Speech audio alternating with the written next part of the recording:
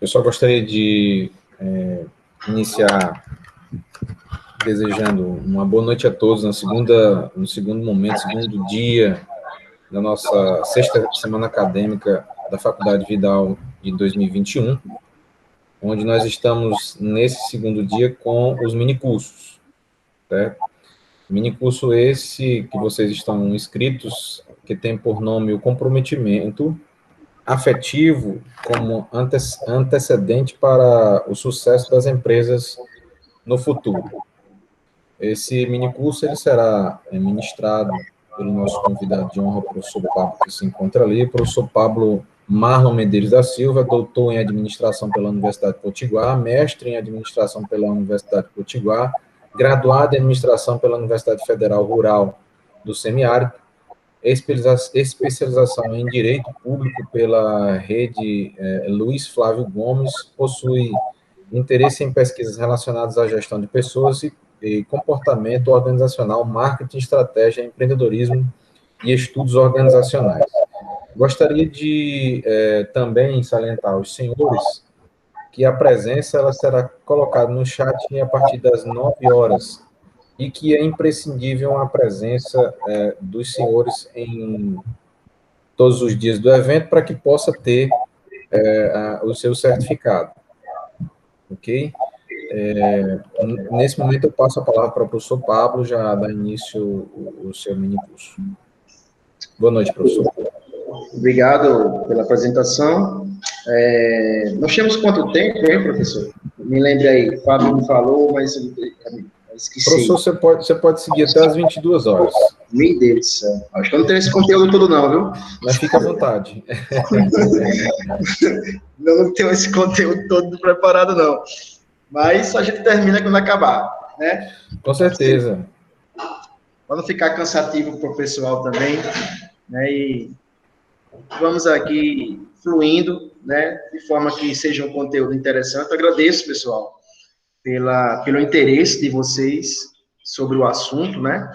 Acho que talvez é um assunto que alguns de vocês têm uma noção bem básica, mas de maneira teórica nunca ouviram falar na vida, porque não é um assunto tão atual, não é um assunto tão antigo como muitos assuntos que a gente estuda no comportamento organizacional.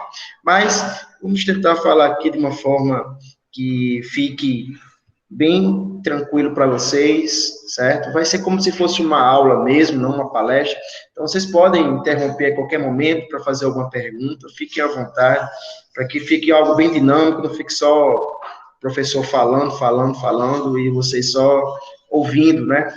Então, vamos tentar dinamizar da melhor forma possível, né? E, mais uma vez, eu agradeço o convite aí do professor Fábio, né, para que possa estar aqui com vocês nessa noite, né? Então, como o professor Sildaço falou, sou da UFESA, né, professor substituto lá.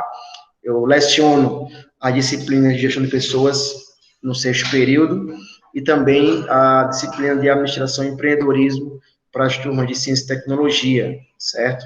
Então, é uma honra estar com vocês e vamos aqui para o nosso tema, né? Vou aqui apresentar a tela, peço licença.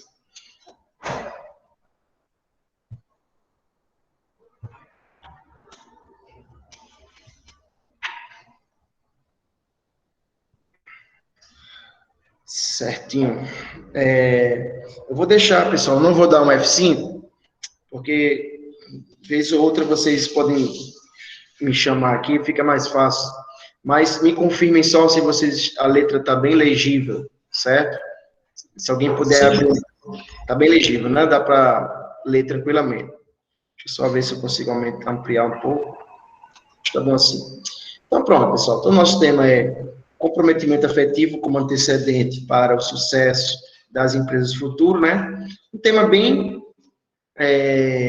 reflexivo, no sentido de que nós estamos diante de uma temática que fala sobre a essência dos profissionais do futuro, né? Quando a gente pensa sobre a essência dos profissionais do futuro, a gente Rapidamente nos vem à cabeça a ideia de novos cargos que vão surgir, né? Quais serão as novas profissões, quais serão aquelas que vão deixar, né, de existir no futuro próximo, até mesmo no presente. O que a pandemia vai reservar, né, para novas transformações? Como será o novo normal nas organizações? Então, falar em essência das profissões do futuro nos remete a esse entendimento de que quais serão as novas profissões. Só que aqui, pessoal, a gente não vai falar sobre novas profissões. A gente vai falar aqui sobre novos comportamentos. Porque não vão mudar apenas as profissões, né?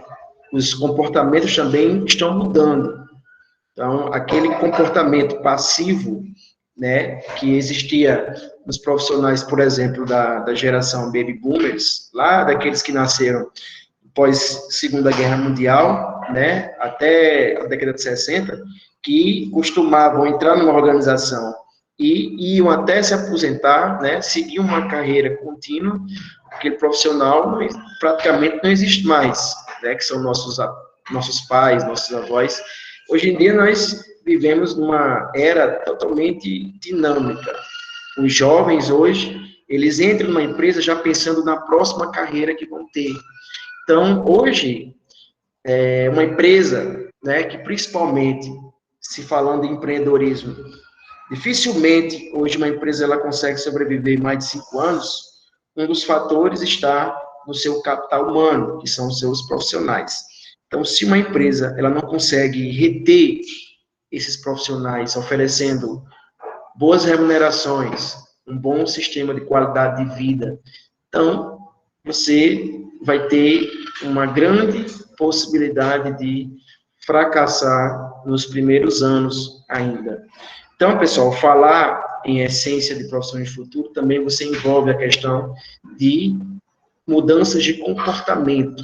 E a melhor forma hoje que a ciência tem mostrado para que você consiga ter profissionais, né, que consigam alinhar ao mesmo tempo objetivos individuais e organizacionais, é tentar agregar o comprometimento efetivo, né, que é um vínculo que a gente vai ver daqui a pouco, né, que envolve um gostar, um prazer, né, em trabalhar naquela empresa, né? É como se a gente fosse falar aqui, né, por exemplo, da nossa faculdade.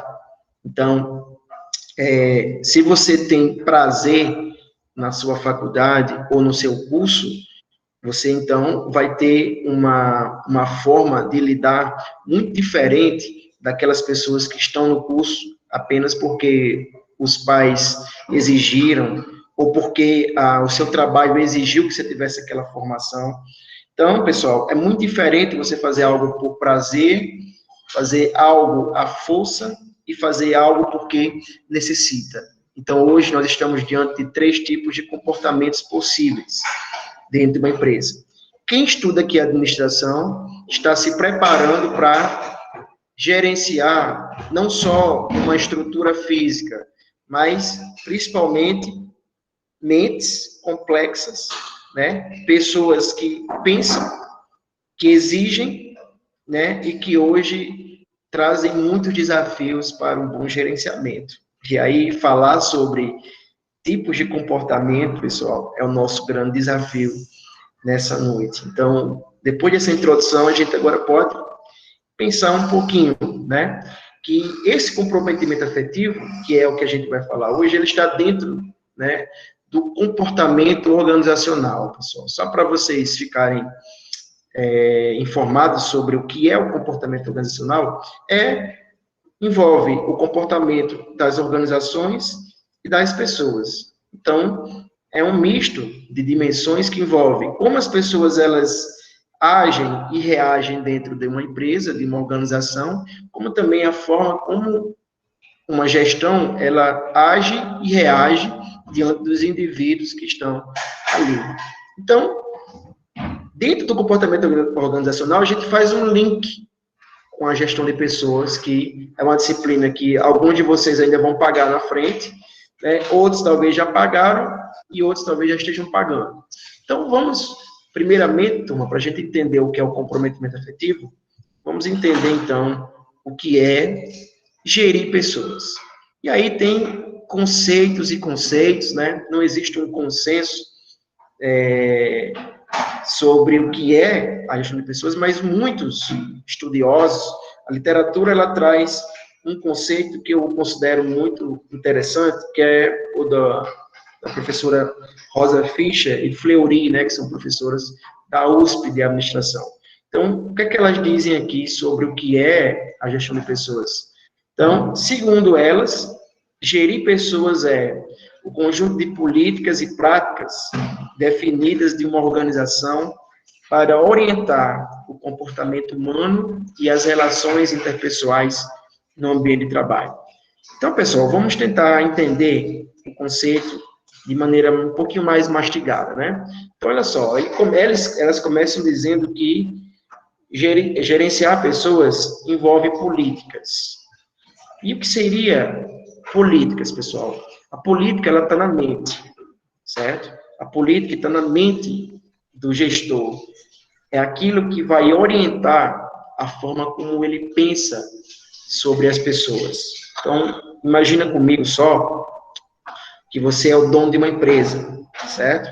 E você tem alguns paradigmas, algumas visões de mundo que envolvem questões de abertura à diversidade, por exemplo. Você é uma pessoa extremamente aberta a questões de gênero, a questões de pessoas com deficiência, a questões de raça, de etnia, né? Então, se você tem uma abertura em relação à diversidade, essa política que está na sua mente, ela vai se transformar em quê? Em uma prática favorável para a contratação e manutenção da diversidade. Então, política é aquilo que te orienta a agir em alguma coisa. A prática é a própria ação. Dentro da gestão de pessoas, pessoal, existem várias práticas que são internacionalmente conhecidas. Como, por exemplo, existe o recrutamento e a seleção, né? Quando você, por exemplo, você está desempregado, e aí você ouve falar que existe uma vaga de emprego na empresa A, B, C. Então, o que é que eles estão fazendo ali? Estão recrutando, estão procurando candidatos para preencher uma vaga. Então, aquilo ali é recrutamento.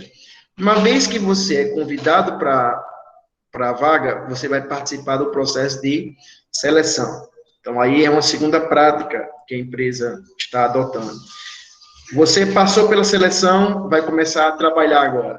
Aí vem o treinamento. Então, o treinamento é a terceira prática. Então, eles vão lhe preparar para assumir aquele cargo. Se a empresa tiver interesse em promover você, então ela vai poder também desenvolver você, investindo em uma faculdade, ou então lhe incentivando a fazer uma faculdade, uma especialização, para que você possa angariar, de repente, aí uma possibilidade de promoção dentro da organização.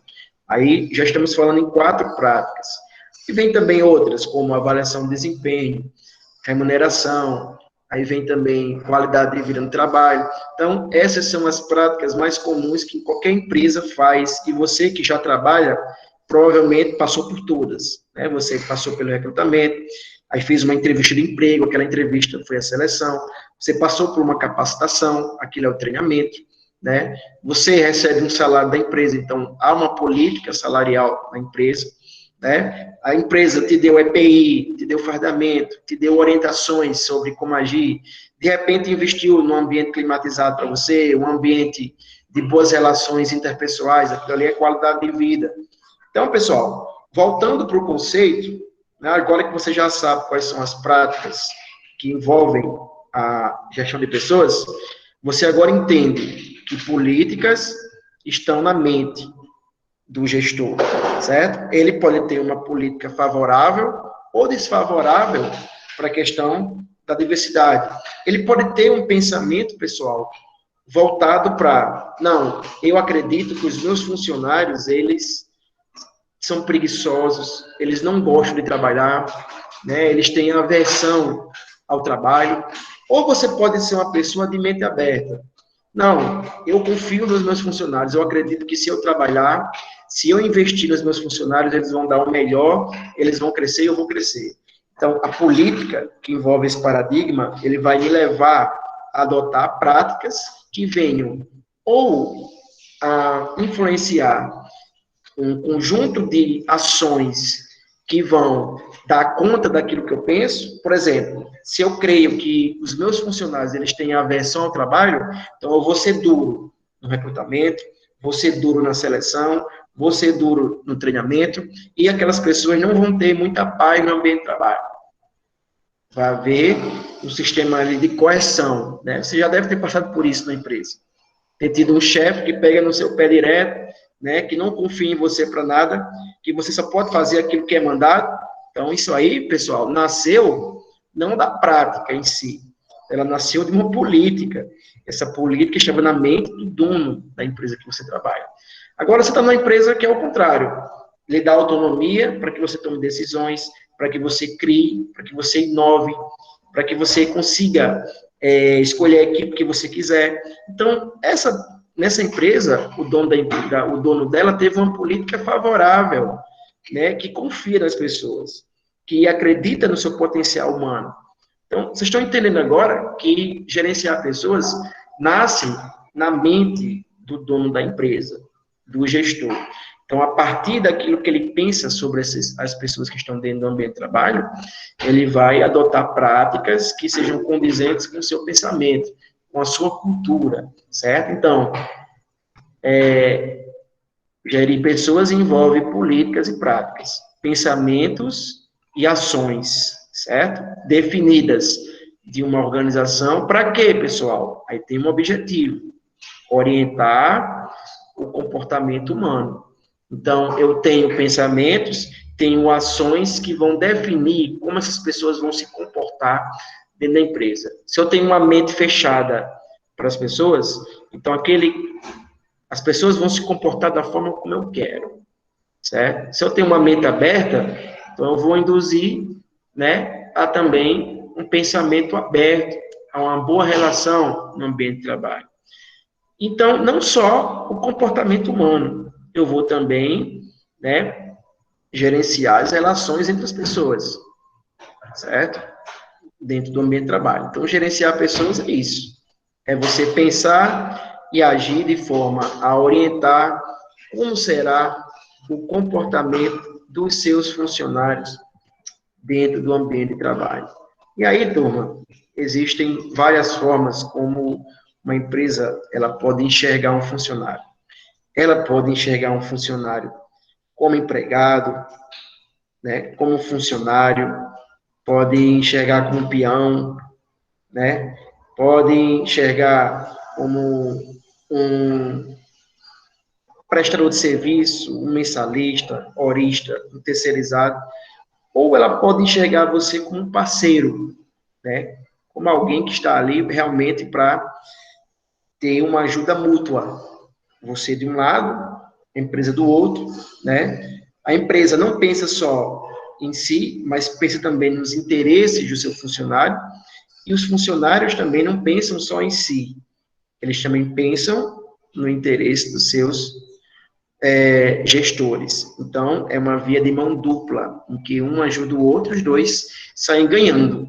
E até, pessoal, até décadas atrás, as empresas, elas pensavam que era impossível que tanto gestores como funcionários, eles pudessem ganhar. Como também os funcionários tinham esse pensamento, né, de que era impossível, se o funcionário está muito acima, a empresa também está acima. Hoje em dia isso tem mudado, né? Por quê? Como eu falei agora, antigamente as empresas achavam que se elas cedessem muito para os funcionários iriam pisar na gestão, iriam sobressair e a empresa iria sucumbir. E os funcionários achavam que se eles também cedessem muito, a empresa iria pisar no funcionário. Mas hoje a gestão de pessoas tem mostrado que é possível, né, a empresa ajudar os funcionários ajudar a empresa e ambos ganharem, né? É uma relação ganha-ganha, certo? Então, posso enxergar você como gestor de pessoas, por exemplo, como um administrador, você vai adquirir essa forma de enxergar o funcionário. E aí você que vai escolher.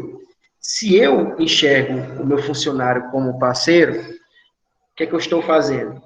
Eu estou acreditando nele, no potencial. Então, eu tenho tudo para que eu possa abrir as portas, para que ele possa dar o seu melhor, né, para que ele possa criar, possa inovar, mas posso também acreditar que ele será aquela pessoa rebelde, aquela pessoa que não tem interesse no trabalho, e simplesmente enxergá-lo como um funcionário que será um custo para mim, e não um investimento. Então, aqui, nós, no lado direito, eu enxergo como um investimento que vai me trazer retorno. Aqui no meio e no lado esquerdo, eu enxergo como um custo, né, que isso vai me dar prejuízo, certo? Aí, turma, fazendo essa consideração sobre gestão de pessoas, a gente agora começa a entrar, né, na questão do comprometimento efetivo.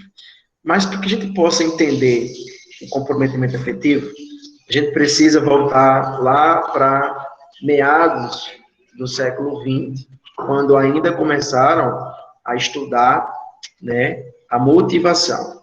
Quem estuda administração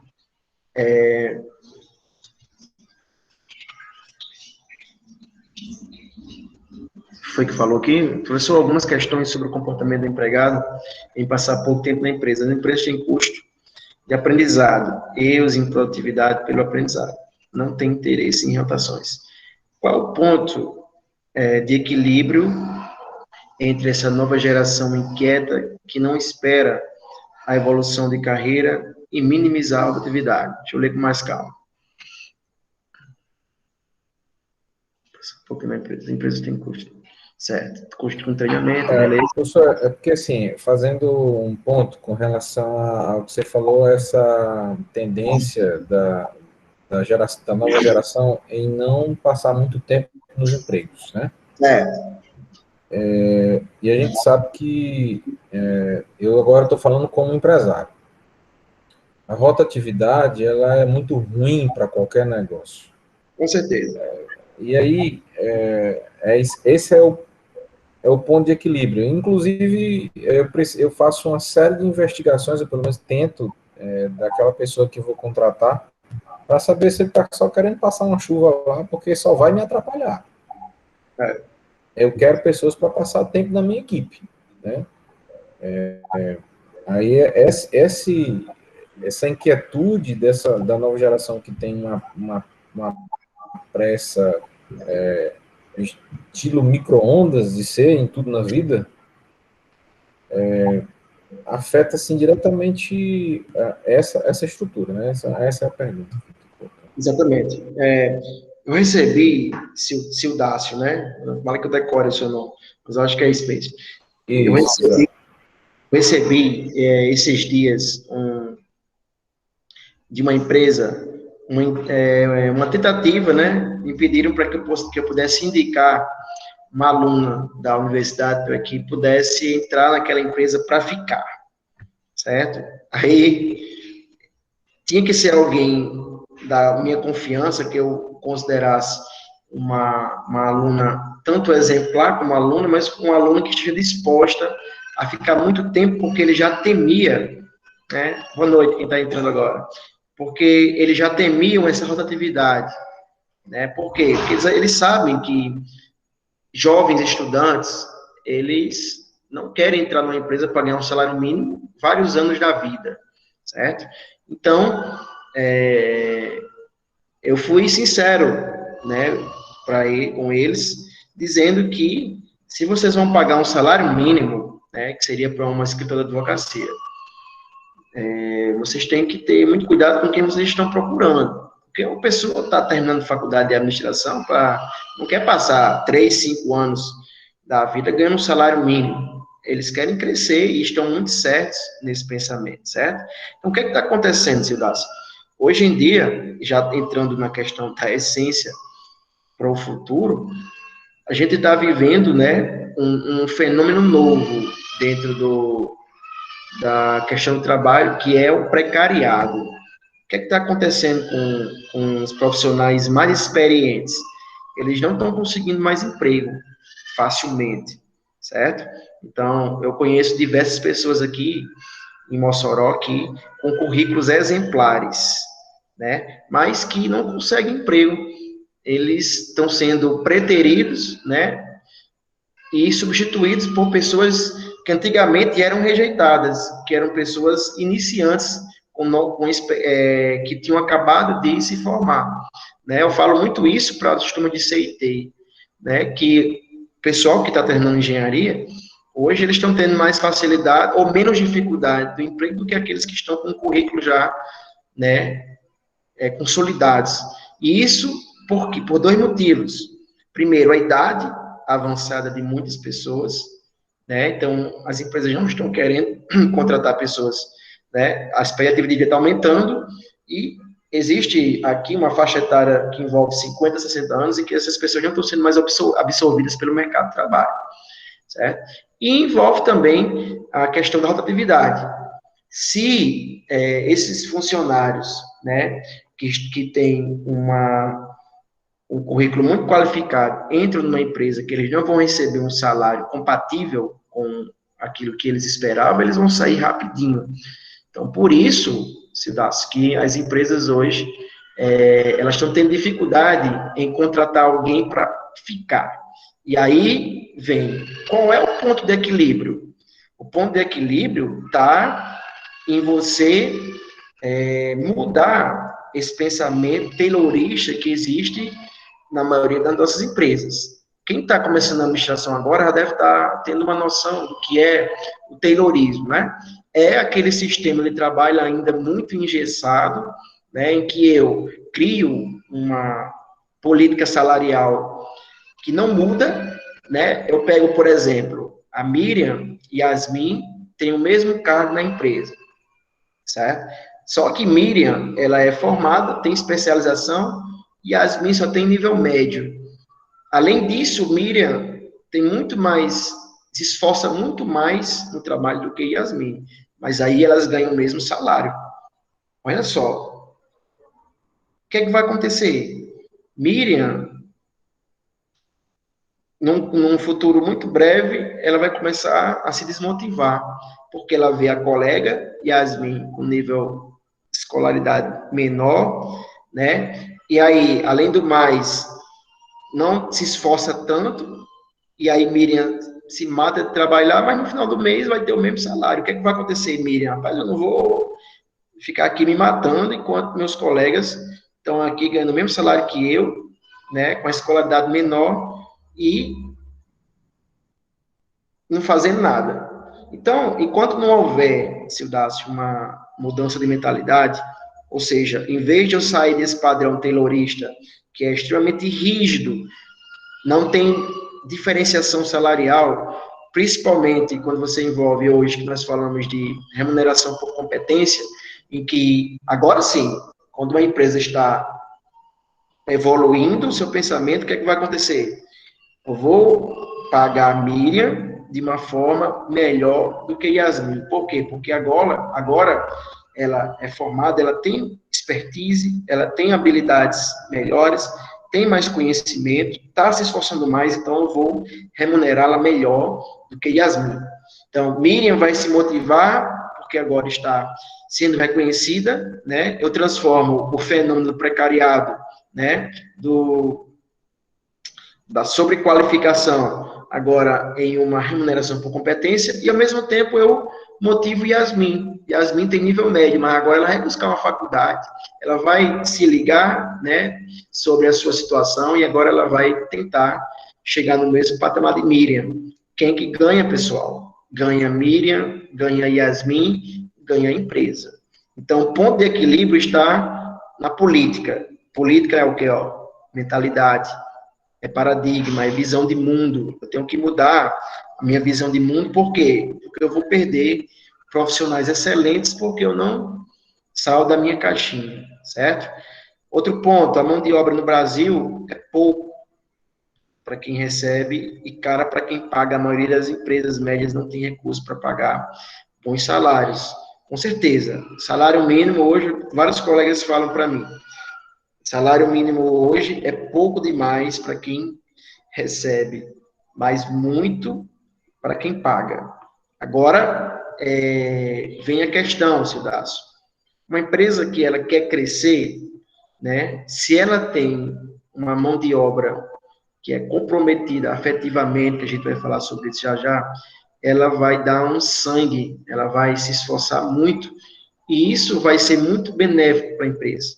Imagina só em uma empresa que você venda carros, você tem todos os vendedores ali motivados, amigo, o que eles vão vender, seja dentro, seja fora, o que a empresa tem a ganhar com isso? Né? Agora, quando você paga um salário fixo para a pessoa vender, qual é a motivação que ela vai ter de no dia a dia estar ligando para um e para outro, colocando no Instagram pessoal dela? Então, a motivação muda.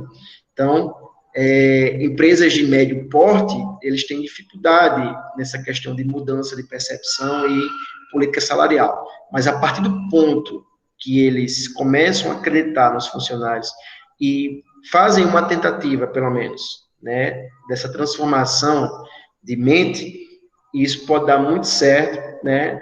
Nós não vemos isso muito nas empresas hoje, mas tem muitas empresas grandes aí que estão cada vez mais enriquecendo, né, por causa desse tipo de política. Que mais, Rosiano? As empresas hoje preferem contratar um iniciante para pagar até menos que contratar um profissional já experiente. Isso mesmo, Rosiano, você está certíssimo. Então, você contrata uma pessoa, né, o iniciante, ele vai gostar do salário que ele vai receber, porque ele está começando agora. Quanto uma pessoa experiente vai chegar e vai receber a metade do que recebia, então a chance de haver rotatividade, desmotivação, são enormes, certo? Então, qualquer interrupção, vocês podem ligar até o microfone, tá bom? Fiquem à vontade, abrir a câmera, a gente vai interagindo aqui. Voltemos aqui, pessoal. Então, olha só.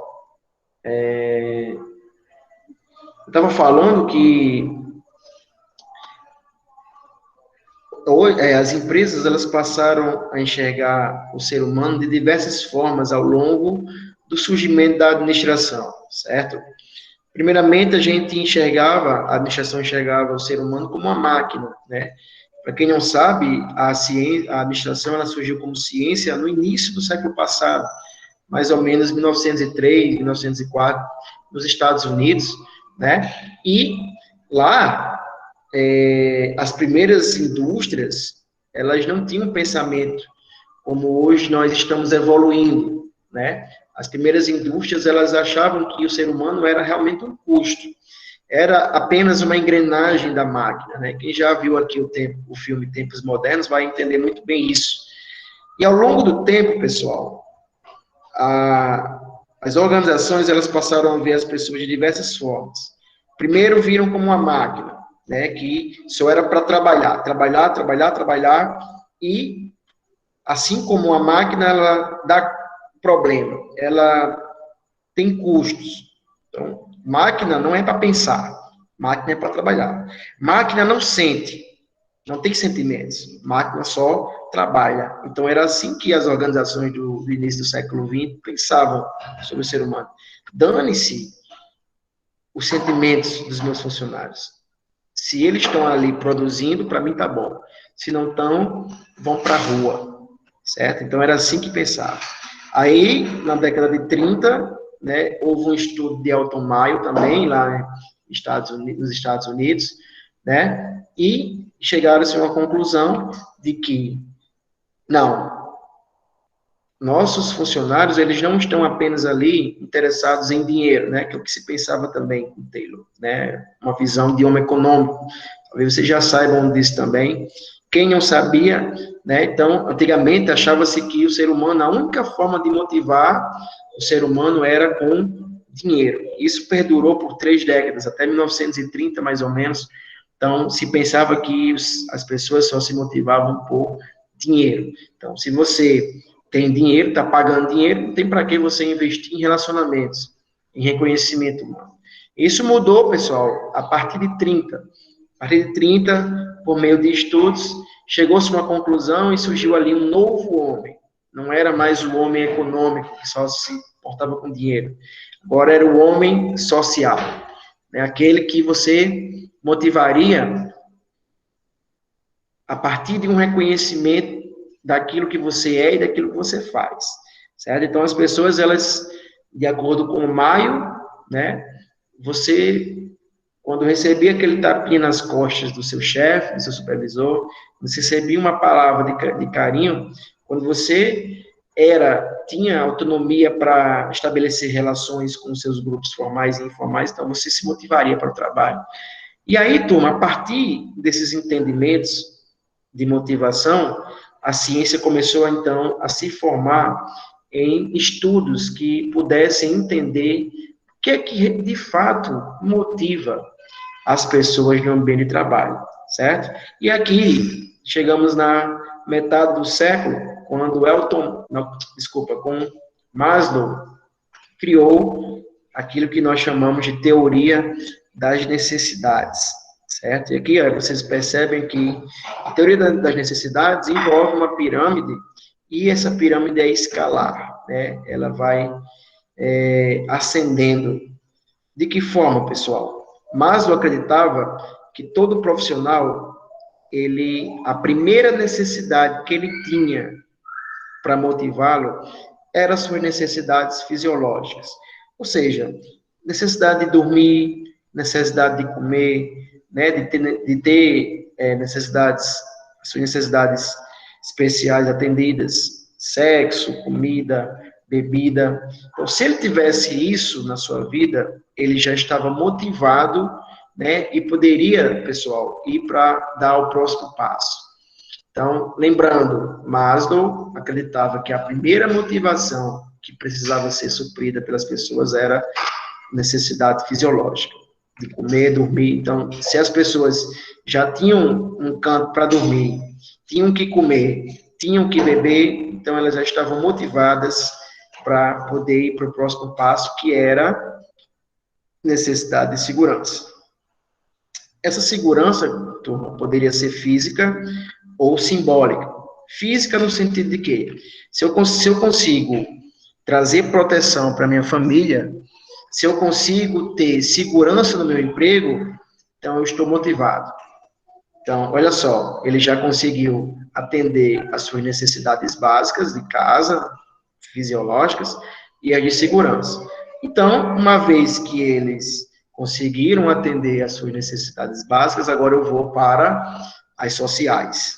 As sociais envolvem amizades, né, bons relacionamentos com colegas, casamento, filhos. Então, se eu consigo atender minhas necessidades fisiológicas, segurança, atender as minhas sociais, então já estou no caminho certo, já posso progredir. Então, vem aqui, turma, para a necessidade de estima. Então, a necessidade de estima é aquela necessidade que mexe com o nosso ego, né? Por exemplo, eu casei, quero ser o melhor esposo. Tive um filho, quero ser a melhor mãe, quero ser o melhor pai. Estou trabalhando, quero ser o melhor chefe, quero ser o melhor funcionário. Então, já atendi quantas necessidades, turma? 4. Uma vez que eu consiga atender as 4, então eu vou para a última, que é a necessidade de autorrealização. Então, aquele emprego que eu me encontro, ele me deixa super realizado. Então, estou feito na minha vida, é o que eu quero para a minha vida inteira. Então, essa foi a teoria das necessidades de Maslow. Vocês acham, pessoal, que essa teoria hoje ainda é vigente ou vocês acham que vocês discordam de alguma coisa nessa teoria?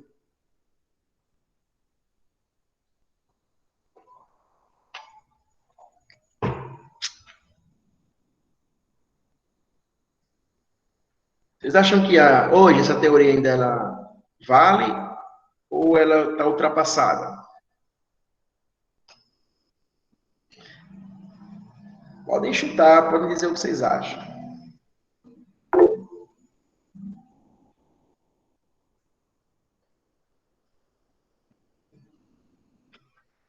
Tá todo mundo em dúvida.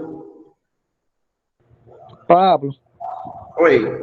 eu acho que às vezes não segue a mesma ordem. Tipo, às vezes escolhem algumas realizações maiores, né? Acho que você entendeu o que eu quis dizer. Não segue Sim, o padrão, né? Igual a Maslow especificava. certo. Você é aluno de administração, Adosmiro? Isso, Qual período? do sexto. Já conhecia essa teoria? Já sim. Então, tá certíssimo, viu? Pessoal, algumas coisas aqui hoje não estão mais valendo. Primeira coisa, turma, não necessariamente, né, eu preciso seguir uma ordem ascendente. Naquela época, turma, era um contexto totalmente diferente de hoje. Por isso que a teoria naquela época, ela seguiu realmente o pensamento, né, do que estava acontecendo. Então, naquele tempo, estava em um contexto ali de guerra mundial, né, as pessoas queriam comer, beber, para elas isso era o máximo. Segurança era o máximo. Ter a chance de casar, se ter filho, era o máximo. Só que hoje, turma, quando você vai trabalhar, não necessariamente você quer primeiro atender essa necessidade fisiológica, certo? Ou de segurança. Muita gente já vai, por exemplo, se eu fizesse uma pesquisa aqui rápida com vocês, muita gente já queria, professor, eu quero entrar na minha empresa já para ser uma pessoa realizada. Então já está olhando lá para o topo, né? De repente, o Kennedy é um cara solteiro, né? Tá carente, e aí Parente não, filho. quer entrar na empresa para conhecer ali, talvez, o seu futuro amor. Então, ele já vai com a intenção, né, de tentar ali um casamento. Olha só, a necessidade social está lá no meio, é a terceira. Mas o Kennedy, ele já está tentando entrar na empresa já de maneira maliciosa, já querendo alguma coisa. Possa ser, né, que, por exemplo, a Vanessa, ela esteja em busca de um concurso público. Então, qual é a necessidade que ela está querendo logo atender? A de segurança. Ela quer uma estabilidade. Ela sabe que o mercado está difícil, certo? Então, ela está em busca ali não da fisiológica. Ela quer logo resolver a sua vida, a sua segurança. Por mais que isso não conduza às próximas, certo, pessoal? Então, essa teoria hoje ela está em decadência porque ela não segue mais uma escala, ela não segue mais uma ordem. Todo mundo entra na empresa com N pensamentos. Posso entrar com pensamentos sociais, posso entrar porque eu estou extremamente desesperado, não como há vários dias, não tenho dinheiro para pagar minhas contas, não tenho como dar comida a meus filhos, então você já está com o pensamento já de entrar para atender logo suas necessidades fisiológicas.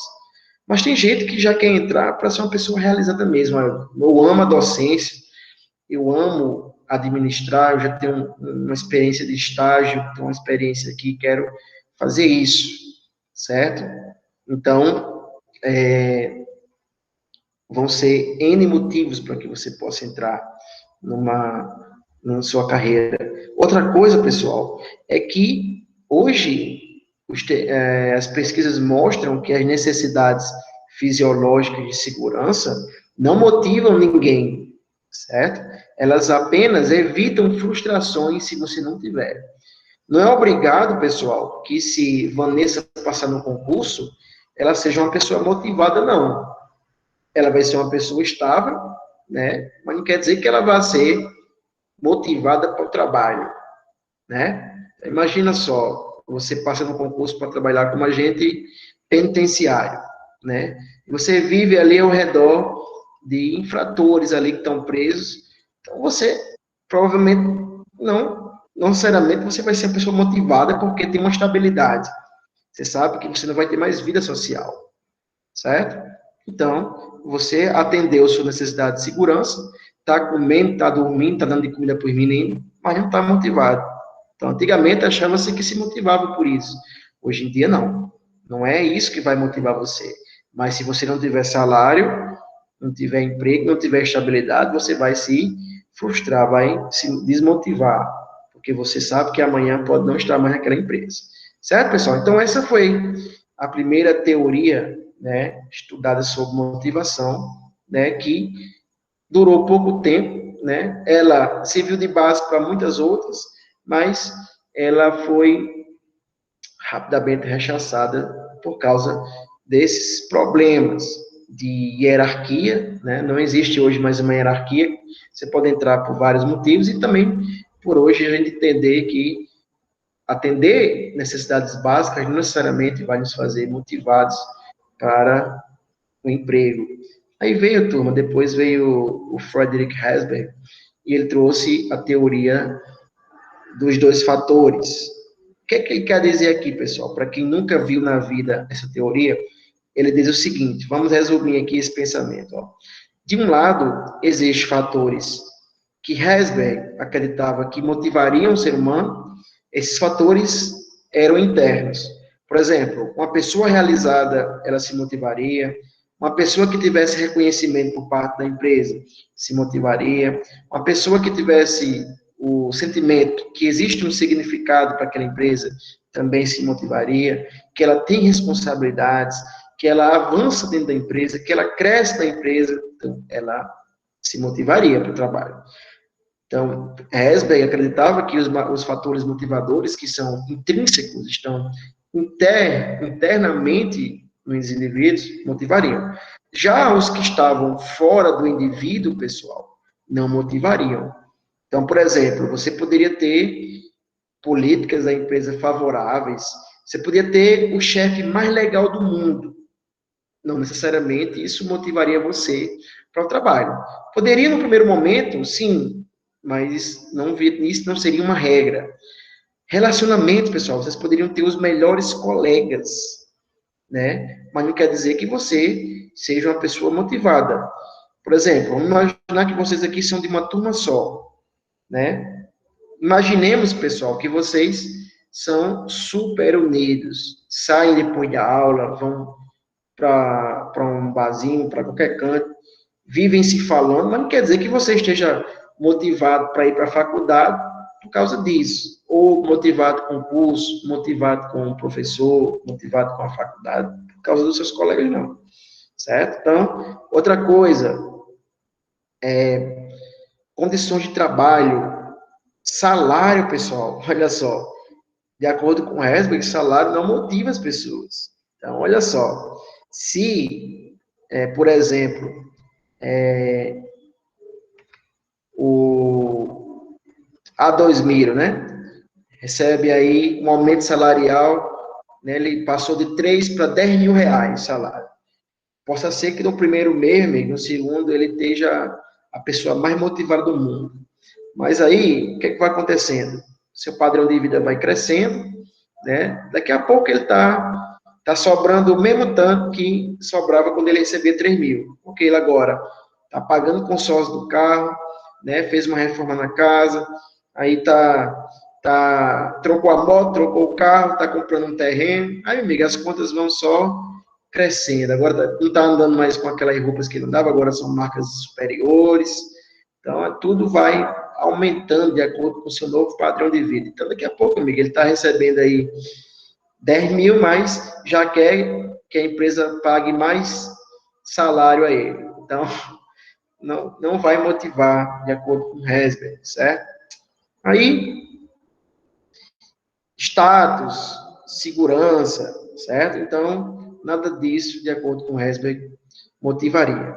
Então, nós tivemos aí, no primeiro momento, uma teoria voltada para necessidades, né, escalares, de que foi com Maslow, depois a gente viu essa teoria. E aí, pessoal, agora chegando, né, no comprometimento afetivo, que aí o comprometimento organizacional, ele passou a ser estudado uma vez que a motivação se tornou algo batido. Hoje em dia, pessoal, a gente não estuda mais motivação, certo? A gente estuda agora o vínculo entre profissionais e empresas que nós chamamos de comprometimento, certo? E aí, o comprometimento, ele passou a ser estudado da década de 80 para cá, certo? Nós temos 3 tipos de comprometimento dentro da ciência. Nós temos o comprometimento afetivo, certo? O comprometimento instrumental e o comprometimento normativo. Vamos entender logo o que é cada um deles, certo? Primeiro, turma, o que seria o comprometimento afetivo, né? Então, a literatura diz que o comprometimento afetivo é o grau em que o funcionário ele se sente ligado, identificado, envolvido com uma organização. Então, é aquela pessoa, pessoal, que está tão ligado de um jeito a uma empresa que ela dorme, né, já pensando no outro dia. Amanhã vai ser muito bom o trabalho, eu estou aqui animado.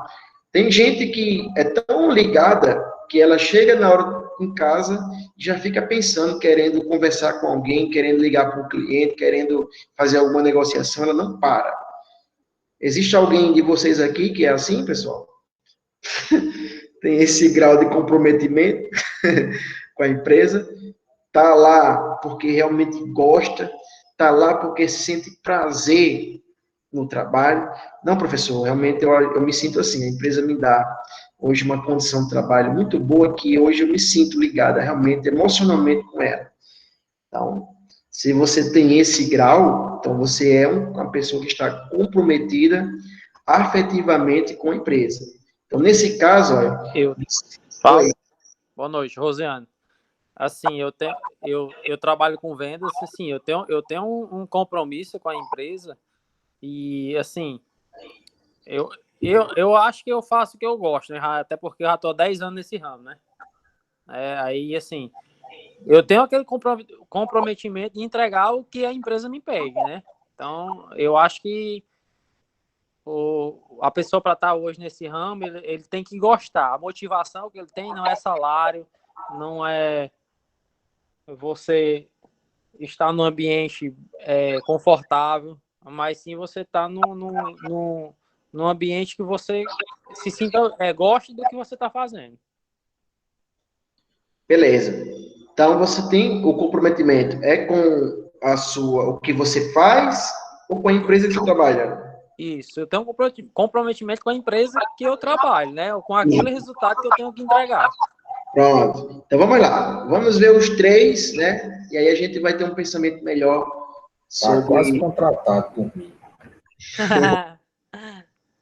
Aí, olha só, turma. Essa pessoa que tem esse tipo de sentimento, esse afeto, essa ligação, identificação, envolvimento, ela sente que quer permanecer na empresa. Ela deseja, né? Então, o seu estado psicológico envolve desejo.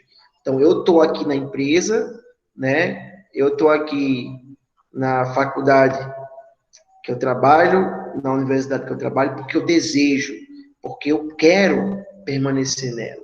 Então, eu gosto do que eu faço e eu gosto de onde eu trabalho. Eu tenho um respaldo, eu tenho autonomia, eu tenho um reconhecimento. Então, pessoal, esse tipo de comprometimento é o comprometimento que todo gestor sonha, né? Quem aqui não queria ter todos os funcionários ligados afetivamente à empresa? Um funcionário já, todos eles estão ali porque quer, não é uma obrigação, não é porque eles precisam, mas é porque eles gostam daquilo que fazem. Então, pessoal, esse é o tipo de comprometimento afetivo, certo? Existe também um instrumental. O instrumental é o grau em que o funcionário ele se sente ligado à organização devido ao reconhecimento dos custos associados com a sua saída da empresa. Aí aqui, pessoal, é uma situação bem diferente em que eu acredito que está a maioria das pessoas. Por quê? Porque ele não está aqui mais porque ele quer, porque ele gosta, porque ele tem prazer, porque ele sente desejo. Ele está na empresa porque ele tem necessidade do trabalho, tem necessidade de estar ali. Então, o seu estado psicológico envolve necessidade. E quais são esses custos que estão associados à minha saída da empresa? Tem gente, pessoal, que investe muito naquela carreira. Por exemplo, vamos imaginar aqui, né, que o professor Fábio, ele fez graduação em administração, não, em contabilidade, pagou um mestrado em administração, né? De repente paga um doutorado em administração para ser professor. E aí é contratado por uma empresa. E aí, pessoal, ele não se sente ligado, né, à empresa. Ele não tem aquela motivação. Ele vai trabalhar porque sabe que precisa, tem que ganhar seu salário, tem que pagar suas contas, né? Ele não vai fazer nada além do que ele precisa, né? Essa é uma das características da pessoa que está instrumentalmente ligada à empresa, né? Por exemplo, se você sabe que a sua meta é de 80 mil reais em vendas, por que você vai ficar se matando para bater 100, 120, se você não vai ganhar nada mais no seu salário por isso? Então, uma pessoa que está ligada efetivamente, ela vai fazer muito mais, vai se sacrificar, porque ela gosta, né? Já uma pessoa instrumental, ela vai fazer só o dever de casa. Se tiver uma oportunidade dela botar um atestadozinho, doar sangue para não ir trabalhar, ela vai fazer. Por quê? Porque ela está ali porque necessita, não é porque ela gosta, certo? Então, os custos, turma, associados à nossa saída, ela envolve um custo financeiro, né? Eu investi muito na minha carreira, eu fiz cursos, fui para palestras, viajei o Brasil para me especializar. Então, isso aí vai ficar muito pesado para agora eu querer mudar de carreira.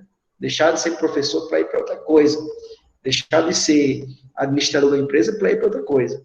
Então, você pensa muito, né? Se vale a pena realmente deixar aquele investimento financeiro para mudar, certo? Ou então, às vezes, envolve até mesmo um treinamento que você fez naquela empresa. Você não quer mudar de carreira, mas você também não muda de empresa. Por quê? Porque você investiu muito naquela empresa. Tempo, dedicação, dinheiro, certo? Então, esse é um primeiro custo. O segundo envolve relacionamentos. Você tem muitos amigos, você criou uma família ali dentro. Você tem, de repente, pessoas ali que te apoiam muito mais do que seus próprios familiares. Então, pessoal, fica muito difícil, né, de eu sair da empresa porque eu tenho um vínculo afetivo com as pessoas. Então, é um custo também que eu não estou disposto a abrir mão, certo? E o terceiro, pessoal, é o medo do mercado de trabalho. Então, a minha saída da empresa, eu não saio da empresa porque eu acho que o mercado hoje está muito complicado, né? Então, é muito possível que eu não consiga um emprego, então eu vou ficar por aqui, né? Se eu conseguir algo melhor, então, de repente eu saio. Mas aí, é uma situação, turma, que você como gestor, se você tem muitas pessoas com esse vínculo, com esse comprometimento instrumental, isso pode ser ruim para você, pode ser muito ruim, pode ser mais ou menos, porque existem pessoas que também são até satisfeitas com o seu emprego. Professor, teve alguém aqui que levantou a mão. Quem foi? Eu não sabia nem que tinha esse recurso de levantar a mão. Foi eu, Sildácio, Thalita. Boa noite, pessoal. Professor, você falando aí, eu me identifiquei muito com essas suas falas. Você falou agora por último. Essa semana, eu pedi conta do meu trabalho. Depois de 4 anos, eu trabalhava numa determinada empresa. Aí eu fui, não estava mais satisfeita. Aí eu fui pedir conta, mas antes de tudo, eu pensei nisso. Eu sabia que no momento o trabalho está bem escasso. Mas mesmo assim, eu disse, não custa nada arriscar. Se eu não sair, eu vou permanecer sempre no mesmo lugar. Nunca vou crescer. Pois é, então, dá para perceber aí, só por essa pequena fala sua, que você não estava ligado efetivamente à empresa. Você estava lá porque necessitava, é isso? Precisava do emprego. Isso mesmo, eu estava porque eu precisava. Pois é, então dá para ver, pessoal, como esse vínculo instrumental, ele é um vínculo que a maioria das pessoas estão, e não é porque as pessoas necessariamente querem esse vínculo, Muitas vezes é porque a empresa ela não estimula que você mude o seu comportamento. Então, se você está numa empresa, pessoal, que não tem reconhecimento, você vai fazer a mesma coisa sempre. Não pode falar, porque se você falar, você é punido. Você não pode criar, não pode dar ideia, não pode sugerir nada. Então, é o sentimento de querer, de desejar que você vai nutrir no seu coração. Então, muitas vezes, a empresa mesmo, ela não favorece. Por isso que hoje nós estamos falando aqui, pessoal, para não sei quantos de vocês fazem administração, né? Mas, se estamos falando aqui para um público de administração, é para que vocês abram as mentes de vocês, para que vocês possam ser esse agente de mudança, né? Vocês têm duas opções. Ou vocês vão ter funcionários instrumentais, ou até mesmo normativos, que eu vou falar agora, ou aqueles que são afetivos, que têm um vínculo afetivo e vai fazer com que a sua empresa ande mesmo, de verdade, certo? Aí, turma, olha só, eu coloquei aqui embaixo do vínculo instrumental esse termo aqui, entrincheiramento, certo? E que danado, professor, é esse tal do entrincheiramento. Você vê, pessoal, como a ciência ela vai se transformando, ela vai evoluir, né? Esse termo, comprometimento instrumental, ele foi muito criticado, certo? Ao longo de alguns anos para cá. Por quê?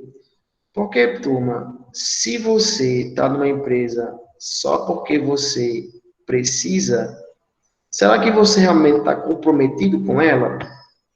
Essa foi uma pergunta que perdurou anos na ciência, certo?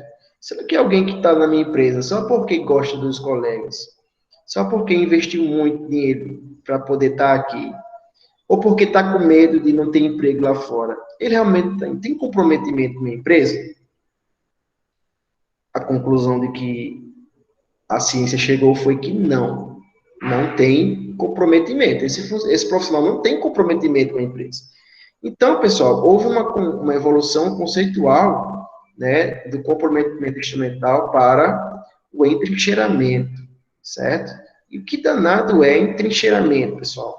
O entrincheiramento, ele vem lá das guerras mundiais. Vou voltar aqui para nossa sala para vocês entenderem, certo? Principalmente na Segunda Guerra, muitos soldados, eles se resguardavam, pessoal, dos inimigos naquilo que nós chamamos de trincheiras. E as trincheiras eram como obstáculos físicos, né? Eram ali como se fosse um escudo que as pessoas utilizavam, né, para não serem atingidos por bombas e serem mortas, né? Então, a ciência buscou na trincheira esse pensamento, né? Se eu estou na empresa porque eu tenho medo do mercado de trabalho, né? Eu não quero sair da empresa. Estou aqui, Thalita, 4 anos como você, mas aí você arriscou, né? Mas uma pessoa entrincheirada, ela diz o seguinte: rapaz, eu não vou sair não, porque eu acho que a situação está braba ali fora. Então, eu vou usar... Vou falar. Eu acredito que todo mundo tem um limite. Que é isso que eu sempre digo para mim. Eu já estava no meu limite, eu já estava passando do meu limite. Então, quando chega nesse ponto, então eu acredito que é hora de dar tchau. É isso mesmo. Então, turma, o entrincheirado, ele olha para o mercado, não tem opção, eu vou ficar aqui. Então, ele usa a empresa como uma trincheira, um escudo, para quê? Para que ele não vá passar necessidade. Ou então, ele usa as pessoas como trincheiras, né? Então, aquelas pessoas vão ser aqui meu refúgio. Ou então, os investimentos que ela fez. Então, pessoal, hoje em dia, a gente não chama mais de comprometimento instrumental. A gente chama de entrincheiramento, certo? Hoje, ou você está comprometido afetivamente com a empresa, ou você está entrincheirada naquela empresa. Lembre-se, entrincheirado é aquela pessoa que está na empresa, ela vai ficar na empresa porque precisa e ela não sai dela porque ou ela fez investimentos e não está disposta a perder aquele investimento, ou elas criaram um vínculo muito forte com os colegas, ou então elas estão com medo do mercado de trabalho. Então, elas ficam. Aí, imagina, pessoal, você lidar... Isso vale também, desculpa, professor, interromper, isso vale também para um concursado também, que está ali só porque tem uma estabilidade, mas não é aquele que gosta de fazer, é improdutivo, mas não sai dali porque tem medo de enfrentar o incerto. Isso. Então, ou ele vai buscar... Tem gente que não quer mais nem fazer outro concurso, porque se acomodou, né? Nem está motivado, nem está com aquele comprometimento afetivo, né? E também não sai, né? Está ali só dando trabalho para a organização, né? Só o que tem são pessoas, servidores públicos dessa situação. E tem outros que amam realmente, amam o que fazem, amam a organização, né? Pessoalmente, eu vejo muito isso na carreira policial. Quando você vai ver, tem muito PRF que gosta mesmo, com muitos amigos, e que gosta mesmo da carreira, da organização. Então, trabalhar com o que você gosta é muito bom, e onde você gosta, melhor ainda, certo? Então, pessoal, tá tranquilo aí, turma? Estou entendendo bem até então? Ou vocês estão voando no assunto? Vocês podem ser sinceros. Pessoal, estou voando aqui no que você está falando para a gente tentar simplificar mais as coisas, certo? Então, não fiquem voando, né? Eu não quero que, quando terminar a palestra aqui, vocês vão falar lá para o professor Cidades que não me chame mais para nenhuma palestra, né? Então, se tiver tranquilo o entendimento, se tiver ruim de entender, né, falem também para que a gente possa simplificar aqui a situação. Então, turma, olha só. Então, hoje, o comprometimento afetivo existe ainda, não mudou. O instrumental evoluiu. Por quê? Porque chegou-se à conclusão de que se você está numa empresa, né, porque necessita, só porque está precisando, você não está comprometido de fato com ela. Você está entrincheirado, certo? O terceiro, pessoal, envolve o comprometimento normativo. O que quer dizer isso? Imagina, pessoal, vamos falar aqui de uma situação para que vocês entendam bem direitinho o que seria o comprometimento normativo, né? Obrigado aí pelo feedback, né? Imaginemos só que eu trabalho numa empresa, né? E aí o A2 Miro, ele está precisando contratar um funcionário. Aí ele diz assim, Pablo, por favor, meu amigo, me indica uma pessoa para a gente contratar para a empresa. E eu vou e chamo Thalita, que pediu as contas da empresa, está aí disponível. Thalita, vamos trabalhar aqui na empresa, né? Aí Thalita vai, né, e aceita. Só que quando Thalita chega lá, né, para trabalhar com a gente, Thalita vê que tem nada a ver com aquilo que ela esperava, né? Aí Thalita fica, meu Deus do céu, o que é que eu vim fazer aqui na empresa? Mas eu não posso sair da empresa, porque foi Pablo que me chamou. E eu não vou decepcioná-lo. Então, o que é que ela faz? Ela fica na empresa. Por quê, pessoal? Por uma questão de culpa, por uma questão de consciência, por uma questão de dever moral. Então, ela está ali na empresa super desmotivada, está ali na empresa só porque ela aceitou o convite do Pablo, né? E agora se senta ali num beco sem saída. Não sai da empresa, por quê?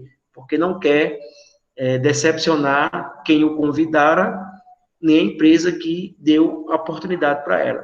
Então, olha só, imagina uma empresa em que você está lidando ali com o entrincheirado, né? E esse comprometido normativo. Aí eu pergunto para vocês, pessoal, houve uma evolução conceitual no comprometimento instrumental porque acreditava-se que uma pessoa que está numa empresa porque necessita, ela não está comprometida. Aí eu pergunto a vocês agora, uma pessoa que está numa empresa só por uma questão de culpa, ela está de fato comprometida com a empresa?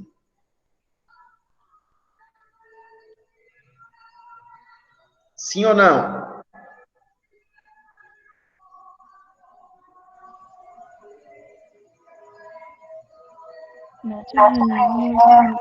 Não. Oi, Andressa. O que eu ia dizer é que não, porque Assim, se você tá ali por culpa, você vai fazer somente a sua obrigação. Muito bem. Então, pessoal, mais um vínculo entre a organização e pessoas que foi criticada por muito tempo. Então, se você está numa empresa só por questão de consciência, vamos imaginar um exemplo com a Andressa agora. A Andressa terminou a administração, né, e participou de um processo seletivo para a Halliburton, aqui em Mossoró. A Halliburton estava contratando um administrador para pagar R$ 7.000 por mês. A Andressa fez aqui, participou da seleção, tinham 100 candidatos para aquela vaga. A Andressa passou em todas as etapas, foi contratada, foi fazer a sua formação lá nos Estados Unidos, fez um aperfeiçoamento no inglês, teve ali um conhecimento ali com professores capacitados, chegou aqui, começou a trabalhar na Halliburton. No primeiro mês, a Andressa já se arrependeu. Rapaz, de que eu vim me meter. O salário é ótimo, mas o ambiente de trabalho é horrível. Só que aí a Andressa, mais uma vez, pensa. Agora é a Andressa pensando. Mas eu participei de uma seleção. Foi complicado, cansativo. Fui para os Estados Unidos, passei 6 meses numa capacitação. A empresa gastou horrores de dinheiro comigo. Não tenho coragem de chegar e dizer para o meu chefe que eu quero sair da empresa. Aí, mais uma vez, pessoal, vem a questão da consciência, né? Do dever moral. Aí a Andressa vai ficar lá na empresa, com aquela cara desmotivada, sem vontade de trabalhar. Por quê? Porque, por uma questão de culpa, ela não quer sair, e aí vai estar lá. Então, pessoal, chegaram à sua conclusão de que esse tipo de pessoa não tem como ela ser comprometida. Pode falar, Andressa. Isso tem um pouco a ver, tipo assim, uma situação dessa, pelo motivo de que várias empresas dão o tempo de experiência. Também. Então, você pode nutrir esse sentimento de culpa por vários motivos. Seja porque você foi indicado, seja porque você passou por uma grande seleção, seja porque você recebeu uma oportunidade, passou por uma experiência, a empresa acreditou em você, né? Então, você pode simplesmente ficar lá porque está se sentindo culpado e não quer deixar, né? Acontece muito isso nos namoros também, pessoal.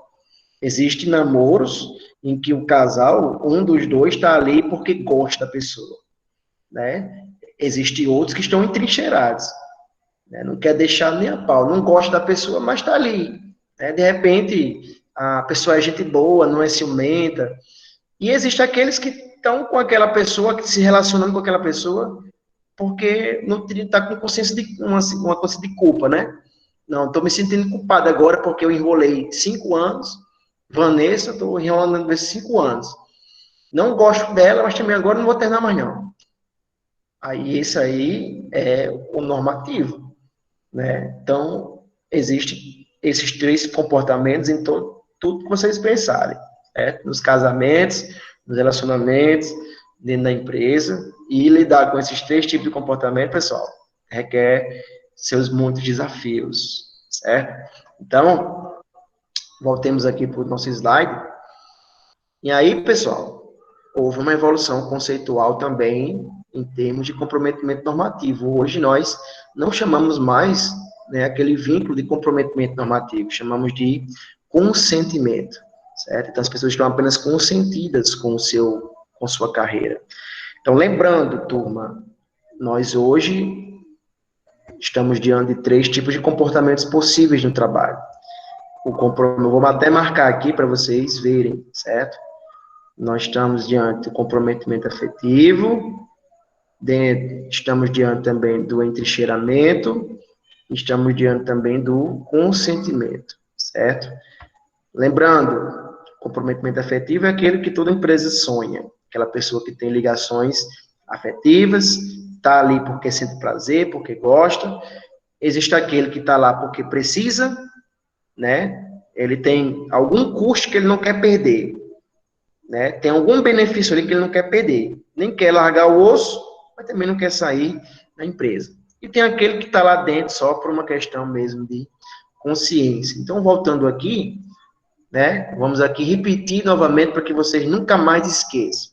O afetivo, grau em que o funcionário se sente ligado, identificado e envolvido na organização, né, ele está lá porque ele sente que quer permanecer nela, então o seu estado psicológico é o desejo. Instrumental, né, que hoje agora é o entrincheiramento, é o grau em que o funcionário se sente ligado à organização devido ao reconhecimento dos custos associados com a sua saída, né, então ele sente que está lá não porque quer, porque gosta, porque ama, mas porque ele tem necessidade de permanecer. Então, o seu estado psicológico envolve a necessidade. E temos o normativo, que é o consentimento, né?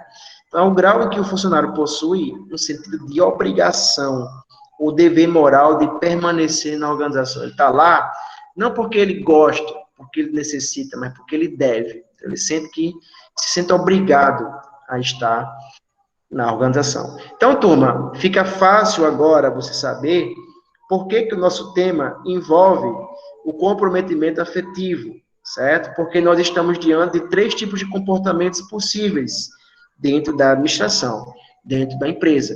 O que é que a empresa tem que buscar, turma? É o entrincheirado? É o consentido? Não, é o funcionário efetivo. Então, falar de futuro é falar de crescimento da empresa, é falar de sustentabilidade, é falar de expansão, é falar, pessoal, de manutenção em um contexto de rivalidade que está cada vez mais crescente e cada vez mais perigosa, devido tanto à questão formal ou informal com que as empresas têm nascido e crescido hoje, certo? Então, você ter pessoas com esse vínculo afetivo hoje e para o futuro é uma grande vantagem competitiva que a sua empresa pode criar, né, para que você tenha sucesso. E aí, né, falando aí em comprometimento afetivo, agora vocês já sabem o que é, né? Então, lembrem, pessoal, que hoje nós não falamos mais em motivação. Nós falamos agora em comprometimento, né? Pelo menos numa linguagem científica, né? A gente esqueceu, a gente substituiu a motivação. Claro que você sempre vai usar o termo motivação, motivado, mas lembre-se que cientificamente hoje nós falamos em comprometimento, certo? E aí, turma, quais são alguns aspectos, né, que você, como administrador, você pode trabalhar numa empresa que venham a transformar comportamentos considerados ruins, né, no comprometimento afetivo? Então, turma, alguns deles que eu trouxe, né, baseados na ciência. Deixa eu só ver aqui como é que vocês estão. Tranquilo? Pronto. Também para terminar, pessoal, pensei que eu ia passar meia hora só uma palestra, mas até que está fluindo bem. Espero que não esteja cansativo para vocês, certo? Nós estamos aqui já nos últimos slides. Turma, liderança transformacional. Pessoal, que danado é isso? Nunca ouvi falar de liderança transformacional. Aqui, turma, é o seguinte, ó. Hoje nós estamos diante hoje de diversos tipos de liderança, certo? No passado falava-se muito, né, em 3 muito conhecidas, que era a liderança autocrática, que era aquela liderança que consegue o respeito, né, através da imposição, né? Por exemplo, aquele professor Carrasco, que está na sala de aula, e ele consegue o respeito das pessoas porque ele impõe o medo, né? Ele impõe ali o respeito, não deixando as pessoas interagirem, criarem, inovarem, não dando liberdade, né? Vocês só podem fazer aquilo que eu mando, vocês não podem buscar flexibilizações. Então, pessoal, existe esse tipo de líder na empresa, que não dá liberdade a ninguém, que tudo que ele ganha na empresa é por causa do medo. As pessoas já chegam na empresa já tensas, porque sabe que fulano tá ali, porque sabe que Rosiane tá na área. Eita, lá vem Rosiane. Ixi, agora todo mundo fica quieto, ninguém conversa, ninguém dá um pio, porque Rosiane é aquele líder brabo mesmo, que ninguém atura. Ou vem, aí tem uma liderança liberal, que é totalmente o contrário, que ela é aquela liderança, pessoal, que deixa bagunçar mesmo. Não está nem aí para nada. Então, ele esquece das metas da empresa, ele esquece dos objetivos, deixa o pessoal muito à vontade, dá autonomia até demais e perde o controle da empresa. E existe o líder democrático, que é aquele que une o que há de bom, né, nos dois lados, e ele tem uma gestão mais participativa, ele convoca as pessoas para ajudarem as decisões, ele dá uma certa liberdade para as pessoas poderem contribuir com a empresa, certo? Então, por muito tempo, apostaram, pessoal, que uma delas poderia ser melhor do que outra em um contexto, até que hoje, quem está estudando já segundo, terceiro período, sabe que hoje nós não vivemos mais, né, em uma era em que acredite que existe uma forma ideal de se administrar. Né? Esse tempo já passou. Antes, achava-se que se administrava a empresa de baixo para cima. Né? Taylor achava que mexendo nas pessoas, você teria uma melhor forma de administrar. Fayol achava que era mexendo de cima para baixo. Não, vamos resolver a gestão, depois a gente vai para os funcionários. Aí vem, não, essas duas teorias, elas não dão certo. Vamos unir as duas. Aí vem a Mitai Etzioni para tentar uni-las, né, que foi a teoria neoclássica. Não, ainda não dá certo, porque a gente ainda continua com a mente fechada para o que acontece lá fora. Aí lá vem Ludwig Bertalanffy, na teoria de sistemas, e começou a mostrar à administração que a gente precisava olhar para dentro e para fora das empresas. Né? Então, olha só, não é mais o homem econômico, nem social, nem administrativo. Os homens agora são complexos. Olha só, pessoal. A grande evolução da administração, ela se deu quando os seres humanos foram vistos como seres humanos. Olha só, que evolução, né? Então, quando a administração começou a entender que as pessoas são complexas, ou seja, elas se motivam por N coisas, né? O Fábio, ele pode se motivar só por dinheiro, mas Thalita pode se motivar só por reconhecimento social. A Andressa, ela pode se motivar apenas por uma questão social. Ela tem bons amigos no ambiente de trabalho. Então, cada um vai ter a sua forma de se motivar. E aí? Agora, o administrador, ele tem que estar preparado para o todo, para abrir sua mente e criar estratégias que venham a trazer motivação, comprometimento efetivo para todos, certo? Então, olha só, a liderança transformacional veio nesse contexto, né? Estamos hoje vivendo a teoria da contingência, né? Que é aquela teoria que mostra que nada é absoluto, tudo depende, pessoal. Professor, qual é o melhor tipo de líder? Depende da situação. Qual é a melhor forma de administrar? Depende da situação. Professor, numa situação em que as pessoas elas são preguiçosas, elas não querem trabalhar, o autocrata... Oi. O maior tipo de líder, o melhor tipo de líder eu não sei, mas a melhor atividade para ser líder é você inventar de empreender. Aí empregar. Aí você vai saber o que é trabalhar com gente. Isso mesmo. Ser funcionário é uma coisa, né, meu amigo? Quando você experimenta só você começar a ter funcionário, aí você vai dizer, rapaz, eu realmente reclamava muito. Então, com essa teoria contingencial, que é a teoria hoje que está, né, válida, não existe mais nada certo, pessoal. Tudo vai depender da situação. Então, se um professor um dia perguntar a vocês na sala, qual é o melhor tipo de liderança, pessoal? Depende, professor.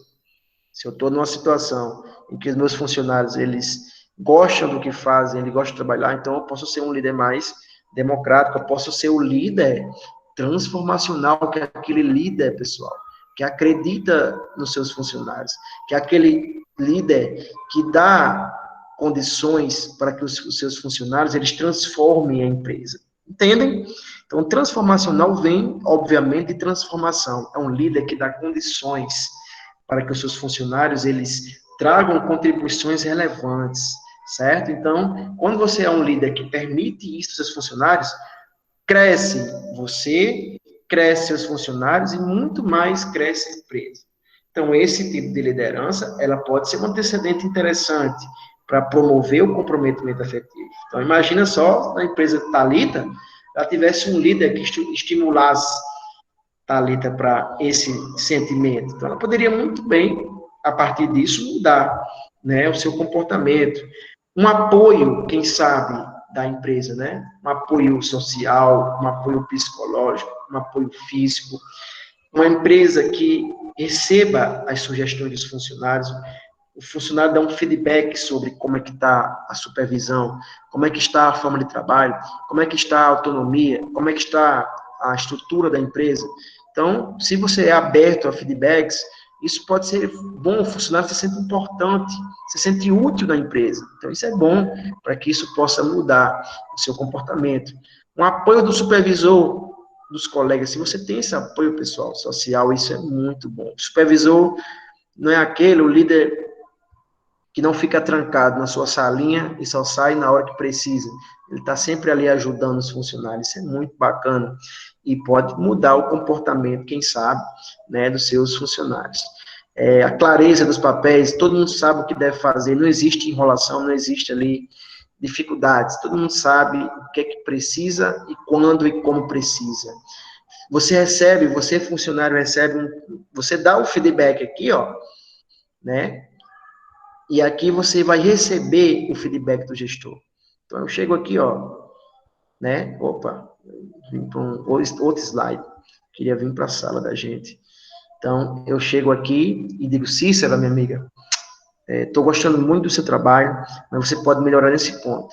Você pode fazer isso de uma maneira melhor, né? Esse atendimento, você pode chegar para o cliente e dizer assim, então, a forma como você fala, né, esse feedback construtivo que você dá para o funcionário vai enriquecer, né, pode até que no primeiro momento seja um pouco ruim, mas depois ele vai ver o quanto aquilo vai ser bom para ele, né? Então isso pode mudar o comportamento dele e ele sair, de repente, do consentimento, do entrincheiramento e começar a ser uma pessoa comprometida efetivamente com a empresa.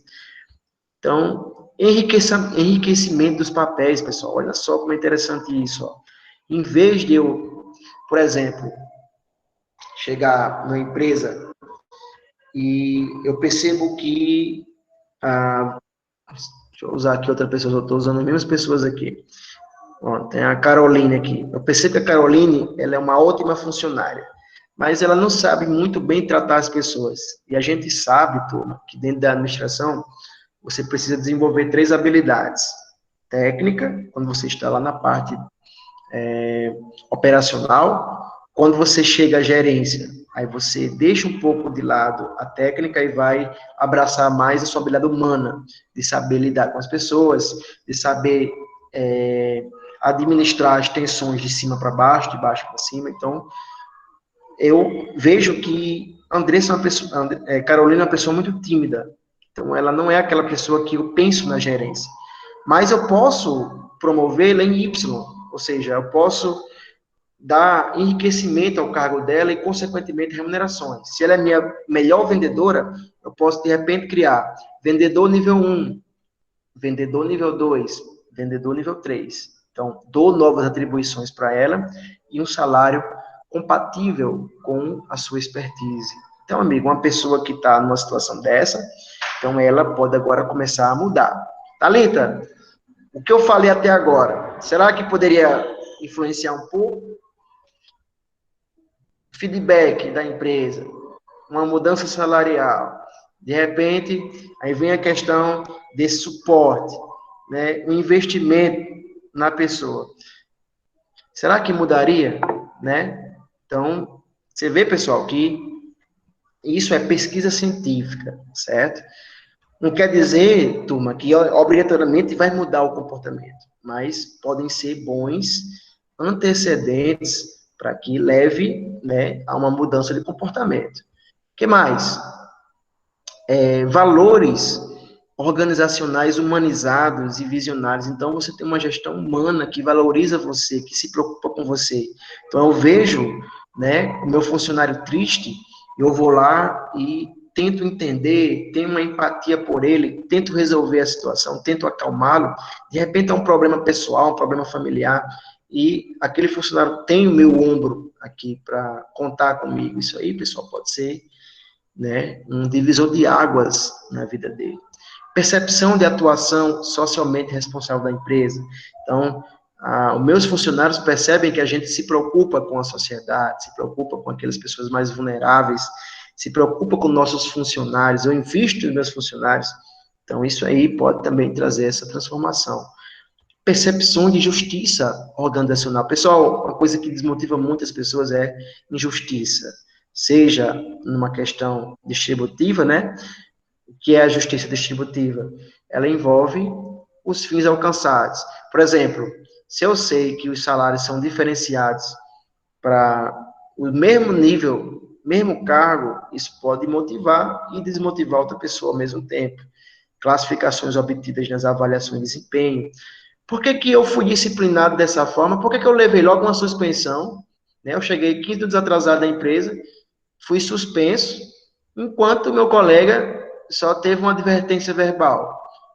Então, quando você vê injustiça nas sanções disciplinares, isso vai mudar, pessoal, para pior o seu nível de comprometimento. Então, se os funcionários sabem que os processos são justos, seja nas partes boas ou ruins da empresa, então isso aí vai ser bom para ele. O procedimento, né, a forma como esses processos são feitos, né, os meios utilizados. Então, o meio para que eu pudesse chegar a um salário foi de um jeito. O meio do meu colega foi muito mais fácil do que o meu. Então, isso aí, pessoal, vai ser muito desmotivante para algumas pessoas. Então, você tem que ser justo, pessoal, naquilo que você faz, como faz, e na forma como você interage também. Né? De repente, você aplica uma sanção ao funcionário, mas nem diz a ele por quê. Nem fala, justifica a ele por que que aquilo aconteceu, turma. Então, essa falta de feedback também, né? Principalmente a forma como esse feedback também é mostrado, né? Se ele tem respeito, se ele foi dado de forma construtiva, de forma digna, se ela incorreu também num sentimento ruim por parte dessas pessoas, né? Então, nós temos aqui, ó, diversas e diversas pesquisas que vão, né, corroborar a ideia de como esses antecedentes eles vão ser benéficos, né, para você poder transformar ou trazer esse tipo de comportamento para a empresa, certo? E aqui para nós concluímos nosso minicurso, né? Manter os funcionários comprometidos e motivados não são coisas simples, certo? O comprometimento ele é multidimensional, né? Nós vimos que ele pode ser afetivo, ele pode ser entrincheirado, ele pode ser consentido dentro da empresa.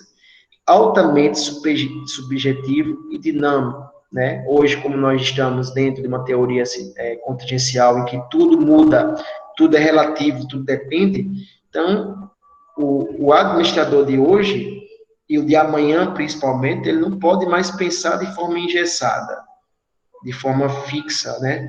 Então, ele tem que estar sempre aberto a mudanças, pessoal. Falar de futuro é falar de dinamicidade. Se você não está aberto para abrir a sua mente para mudanças, você vai ter muita dificuldade no futuro, certo? Então, a essência das profissões de futuro mostra que não são só novos cargos surgirão, mas também novos comportamentos. O sucesso de uma empresa dependerá muito do seu capital humano, que são seus profissionais. Para isso, deverão esforçar-se em busca de um comprometimento capaz de alinhar seus objetivos organizacionais com os individuais, que é o nosso comprometimento afetivo. Certo, turma? Alguma pergunta, pessoal? Dúvidas?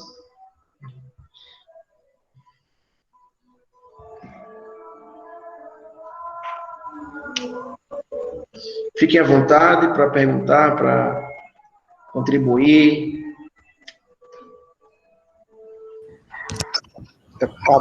Nenhuma dúvida.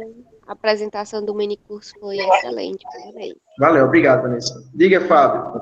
Só uma colocação, só uma pergunta. Já quem está falando de profissões, até a questão do comprometimento, né, do funcionário em si, Com essa nova tendência que nós estamos vivenciando, a questão da tecnologia, a questão do home office. Certo. Não sei se você já leu alguns estudos, já fez alguma pesquisa em relação a isso. Como é que nós, como é que vai ficar presente no futuro o comprometimento dessas pessoas que estão trabalhando assim como home office? Como é que eu posso me comprometer a uma empresa que trabalha, por exemplo, assim, vou usar o extremo, 100% home office? Como é que eu posso me comprometer? Certo. Não sei se você entendeu a minha pergunta. É esse meu questionamento que eu fico tentando entender, que assim, é fácil a gente ter comprometimento, porque está no dia a dia lá, fisicamente, mas eu em casa, com todos os fatores que eu tenho, como é que eu posso me comprometer com minha organização? Entendi, Fábio. É uma pergunta difícil de responder, porque as pesquisas elas são emergentes, né? Estão começando agora a se pesquisar sobre o home office, né? E, inclusive, divide muita opinião. Se você pega 4 pessoas e pergunta, 2 vão dizer que amam trabalhar em casa, porque estão perto dos filhos, estão perto do esposo, da esposa, têm algumas liberdades, enquanto outros vão dizer que vão odiar. Por quê? Porque gastam um ar-condicionado, gastam energia, gastam comida, não tem sossego, porque o filho grita aqui, o marido não sei o que ali. Então, divide muita opinião, Fábio, a ponto de você ainda não ter conclusões sobre como, se realmente o home office é uma tendência, né, para o futuro, ou ele é apenas um paliativo para o momento que nós estamos vivendo, certo? Então, como ele hoje ainda não traz conclusões fechadas, eu inclusive tentei fazer uma pesquisa, né, mostrando os benefícios do home office, mas até a literatura mostra que ela divide muito certas pessoas. Então, tem pessoas que trabalham em casa hoje que podem estar super felizes, comprometidas efetivamente, porque a empresa lhes deu a oportunidade de estar em casa, né? Mas deve ter muita gente também frustrada, né, em casa, porque preferem trabalhar no ambiente da empresa mesmo, entendeu? Professor, falando desse assunto, a empresa de call center aqui de Mossoró, né, a IC, com essa perspectiva do home office, ele reduziu muitos custos operacionais. E tem uma nova parceria com a prefeitura aí para aumentar as contratações. Então, assim, para algumas modalidades, né, de escritórios, empresas, essa modalidade de home office casou muito bem. Para outras estruturas, ela está sendo só um paliativo, né? No caso de algumas empresas, que se precisa da presença do cliente em algum momento. Na grande maioria do escritório de prestação de serviço, o cliente ele não vai no escritório, né? Então, essa modalidade realmente ela pode ser adequada. Mas como é que se comporta a produtividade do trabalhador, realmente só o tempo vai dizer, né, como é essa produtividade. Eu acho assim, que falar sobre esse assunto é um pouco relativo, né? Porque, assim, no meu ponto de vista, essa forma de trabalho foi só uma forma de se adaptar ao momento em que estamos vivendo, né? Exatamente. Meio que assim, eu já vejo como, tipo assim, o home office ele já é meio que uma tendência, né? Só que meio que se popularizou para a gente mais agora devido às circunstâncias que a gente está vivendo, né? Porque, assim, o meu noivo mesmo, né? Ele trabalha na empresa de saneamento privado, que é em São Paulo, desde abril do ano passado, que ele trabalha de home office. E a empresa já tinha esse projeto de virar home office, né? E aí, com a pandemia, esse processo acelerou. E os resultados da empresa, com relação, assim, à entrega de trabalhos, essas coisas assim, melhorou, assim, muito. Muito, muito. A empresa subiu muito a régua, entendeu? Da eficiência dos funcionários, enfim. Tanto é que eles entregaram um escritório que eles tinham maior e alugaram um menor para ficar só, tipo assim, de vez em quando alguém quiser ir lá para uma reunião, agendar uma reunião, alguma coisa do tipo, mas sendo que as reuniões todos os dias já são pelo sistema da empresa, né? E eles não pretendem mais voltar. presencial. Não pretendo. Legal, olha só. Pois é. Pessoal, Então, olha só. Vou falar. só uma informação, desculpa, professor, só uma informação. O link da presença está aqui no chat, tá, pessoal? Beleza. Olha só, Então, Nayara, que já é uma tendência, né? Já era uma tendência de mercado para alguns ramos, para algumas empresas, no caso, né? Para outras, talvez não funcione. Bem assim, porque no caso, eu estou me referindo à sede da empresa, né? Não às Para operações. outras, nem... para outras Mas, empresas pode ser que não funcione. Acho que também depende muito da organização da empresa, né? exatamente. com certeza. Mas eu já vejo como uma tendência. Uma tendência que já vinha há muito tempo, há um bom tempo sendo estudada, só que em alguns casos não tinha sido aplicada ainda, né? É. Foi só mais uma aprimoração. A pandemia foi só um detalhe a mais. Pois é. Então, É turma, meio que acelerou, né, o processo. vamos falar aqui sobre o home office, sobre as duas perspectivas, né? Da empresa e do empregado. O que vai dizer do nível de empresa, se vai ser uma tendência, se já é uma tendência a permanecer ou não, é a conclusão que elas vão ter em termos de produtividade, certo? No caso de Nayade, ela contou um exemplo positivo. A empresa chegou à conclusão que está sendo muito produtivo. Então, show de bola para a empresa. Já pode ter muitas outras que estão vendo que está, por exemplo, o AIC, eu tenho uns amigos que trabalham lá, e parece que, eu não sei se foi a AIC que me contaram, ou foi a Petrobras, né, que tentou instalar o home office e teve muito prejuízo. Eu não lembro se foi a AIC ou foi a Petrobras.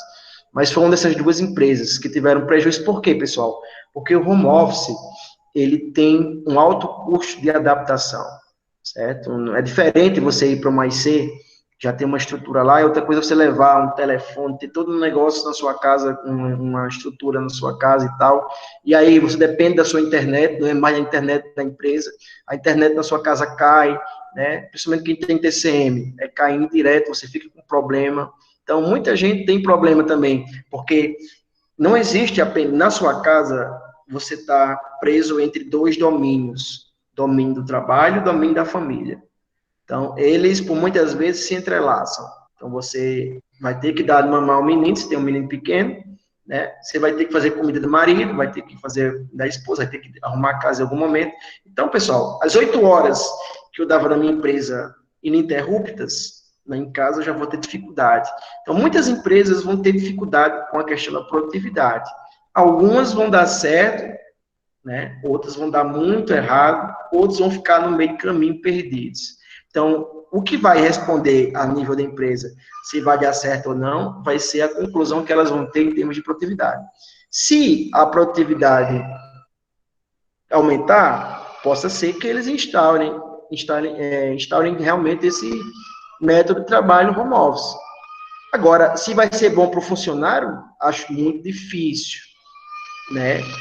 Vai dividir também opiniões, porque, por exemplo, né, eu já vi muitos professores reclamando, né, que em casa fica tendo desgaste, porque tem que estar aqui dando conta de muita coisa, dando aula. Por exemplo, pessoal, vocês não sabem o quanto eu tive problema para dar aula aos meus alunos esse semestre. Aqui em casa nós estamos passando por reforma. Meu amigo, era quebradeira aqui toda hora. Pá, pá, pá, na parede. Teve aula que eu dei dentro do banheiro, pra vocês terem uma ideia. Dei aula dentro do banheiro, trancado, sentado na cerâmica. Já teve aula praticamente dentro do sanitário. Então, teve aula que eu tive que ficar saindo de um lado para o outro, porque era menino chorando em cima, quebradeira embaixo.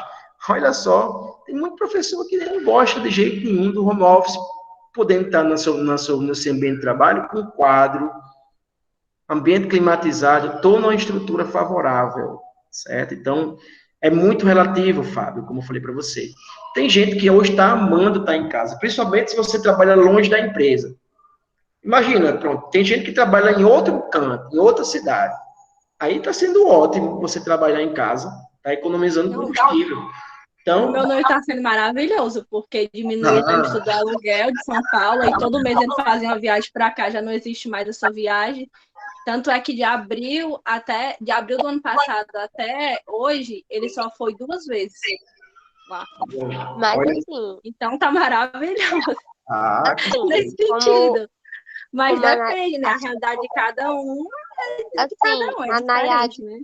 ela não falou que essa forma de trabalho está sendo mais positiva para a empresa aí, né, e tal. Mas assim, será que quando as coisas voltarem ao normal, vai continuar sendo a mesma coisa, o lucro, tudo? Aí Provavelmente. uma pergunta Até aqui. porque a empresa agora, recentemente, mês passado, concorreu a uma licitação e dobrou de tamanho. Só para você ter ideia. Então, vai continuar a todo vapor. E, tipo assim, como eu já disse, já era uma tendência, já era uma coisa que eles queriam implantar. Então, a adaptação não foi tão difícil por conta que já era uma coisa que já vinha sendo estudada, entendeu? E as pessoas, no caso, que os colaboradores, eles já tinham conhecimento disso, que a empresa tinha esse pensamento de todo mundo ir para o home office. Vou falar aqui a minha realidade. Eu não tive nenhuma alteração de produtividade, certo? A produtividade exatamente igual, escritório e home office.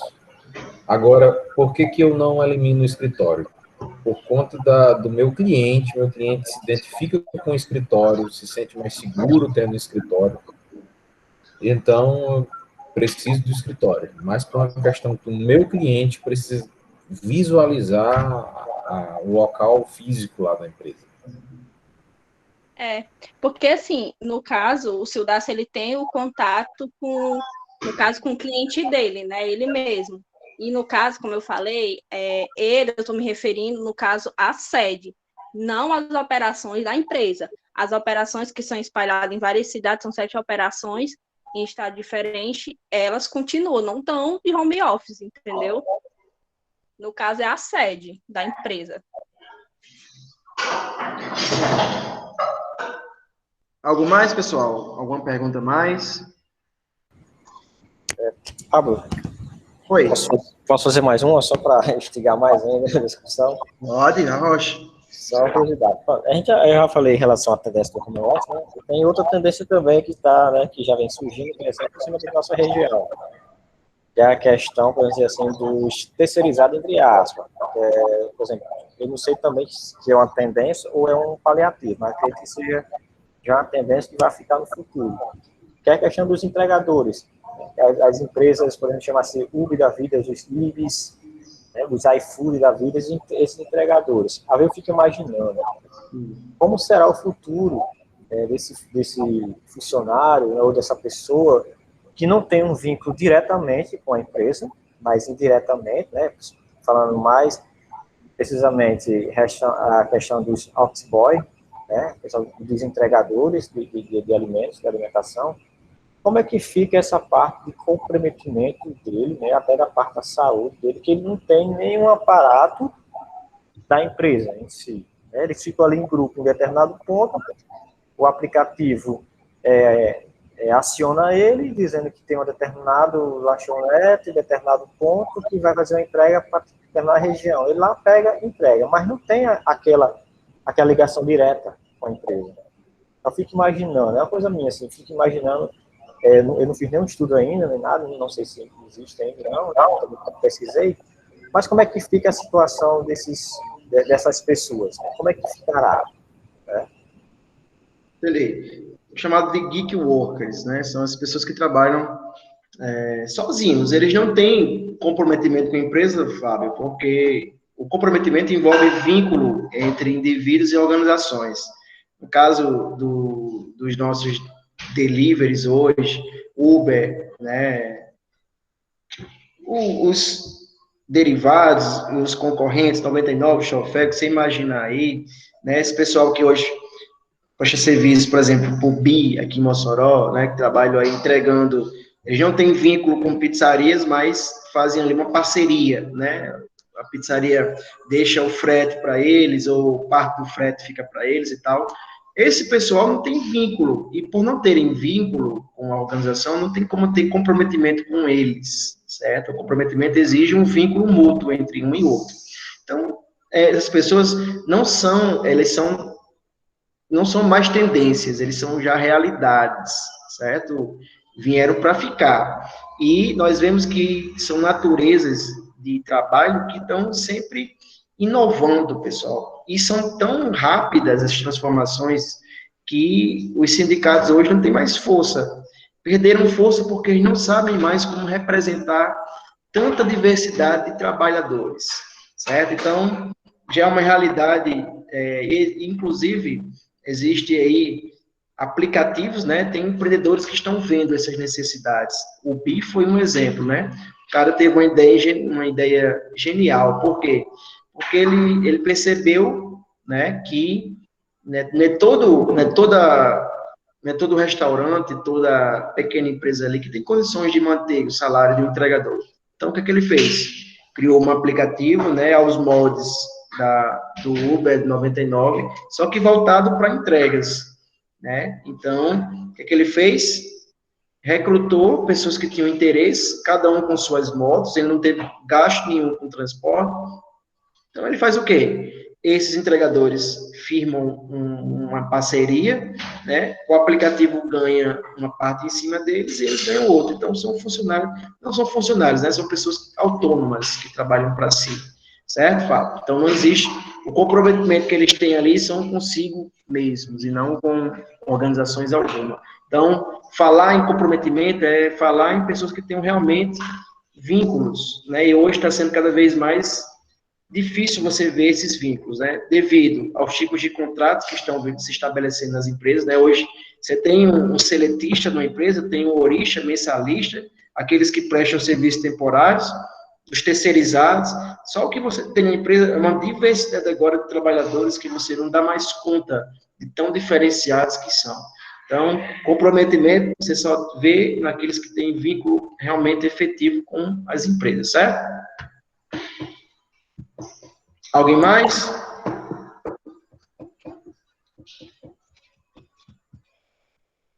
Não? Então, eu esqueci o nome. Sildácio. É difícil decorar. Queria agradecer, pessoal, aí, né, pela presença de vocês agora conosco. Sei aqui também pela oportunidade de estar com vocês na faculdade, né, e dizer que estou aberto aí sempre para novos convites, viu, Fábio? Aí, se quiser, fica à vontade, meu amigo. Peço desculpas aí se o conteúdo não foi tão claro, não deu para entender bem, né? Mas a gente fica sempre aqui aprendendo. Estou aberto aí ao feedback, fica à vontade. Professor Pablo, eu agradeço a sua disponibilidade a fazer essa ministração do curso em nome da Faculdade Vidal. E gostaria também de agradecer os alunos que estiveram aqui presentes nesse mini curso. Amanhã nós estaremos na apresentação dos artigos científicos de todos os cursos que a faculdade oferece. Teve publicação de artigos em todos eles. Então, espero que vocês que estão inscritos na sexta semana acadêmica continuem desfrutando desse momento de conhecer acadêmico. E nós estaremos prosseguindo. Professor, mais uma vez, muito obrigado. E a gente encerra mais essa etapa nessa terça-feira e até a próxima quarta. Até amanhã, desculpa, até amanhã, quarta-feira. Obrigado. Valeu, pessoal. Tchau.